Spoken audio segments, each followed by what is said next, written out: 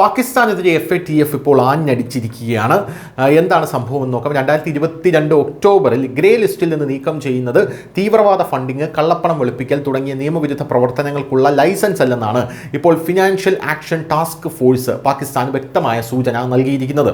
പാകിസ്ഥാൻ ആസ്ഥാനമായിട്ടുള്ള തീവ്രവാദ സംഘടനകൾ പുതിയ രീതികൾ ഉപയോഗിക്കുമ്പോഴാണ് ഈ മുന്നറിയിപ്പ് വരുന്നത് എന്നുള്ളത് മറ്റൊരു പ്രധാനപ്പെട്ട കാര്യമാണ്. എന്തായാലും FATFിൻ്റെ തീവ്രമായ നിരീക്ഷണത്തിൽ നിന്ന് രക്ഷപ്പെടാൻ ജെയ്ഷെ മുഹമ്മദ് സംഘടന ഡിജിറ്റൽ വാലറ്റുകൾ വഴി ഫണ്ട് ശേഖരിക്കാൻ തുടങ്ങിയിട്ടുണ്ടെന്നാണ് റിപ്പോർട്ടുകളെല്ലാം തന്നെ സൂചിപ്പിക്കുന്നത്. തീവ്രവാദികൾ അവരുടെ കുടുംബാംഗങ്ങളുടെ, പ്രത്യേകിച്ച് സ്ത്രീകളുടെ പേരിൽ അക്കൗണ്ടുകൾ തുറക്കുന്നു. അങ്ങനെ ഒരു ഇടപാടിൽ വലിയ തുക പ്രത്യക്ഷപ്പെടാതിരിക്കുവാനും അവർക്ക് വലിയ തുക ശേഖരിക്കാനും വീണ്ടും തീവ്രവാദ ക്യാമ്പുകൾ സ്ഥാപിക്കാനും കഴിയും. മതപരമോ വിദ്യാഭ്യാസ സ്ഥാപനങ്ങളോ ആയി സ്വയം അവതരിപ്പിച്ചുകൊണ്ട് ലോകമെമ്പാടും നിന്ന് ഈ സംഘടനകൾ പണം ശേഖരിക്കുന്നുണ്ടെന്നും FATF പറഞ്ഞു. ഓപ്പറേഷൻ സിന്ദൂർ സമയത്ത് ഇന്ത്യൻ സുരക്ഷാ സേന അവരുടെ ഒളിത്താവളങ്ങൾ നശിപ്പിച്ചതിന് ശേഷമാണ് ഈ നടപടി സ്വീകരിച്ചത് എന്നുള്ളതും ശ്രദ്ധേയമായിട്ടുള്ളൊരു കാര്യമാണ്. എന്തായാലും തീവ്രവാദ ധനസഹായത്തിനായി ഈ വാലറ്റുകൾ ഉപയോഗിക്കുന്നതിനെക്കുറിച്ച് FATF ഇതിനകം തന്നെ വിവരങ്ങൾ ലഭിച്ചിട്ടുണ്ട്. FATF ചെയർപേഴ്സൺ എലിസ ഡി ആൻഡ മദ്രാസോ അവർ പറയുന്നത്, പാകിസ്ഥാനെ ഗ്രേ ലിസ്റ്റിൽ നിന്ന് നീക്കം ചെയ്തതിനു ശേഷം ഞങ്ങളത് നിരീക്ഷിക്കുന്നത് തുടരും എന്നാണ്.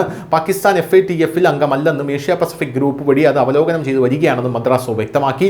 ഗ്രേ ലിസ്റ്റിൽ നിന്ന് നീക്കം ചെയ്തത് ഒരു രാജ്യത്തിന് കുറ്റകൃത്യങ്ങൾക്കുള്ള ലൈസൻസ് നൽകുന്നതിന് തുല്യമല്ല എന്നും അവർ പറഞ്ഞിട്ടുണ്ട്. News desk news India Malayalam.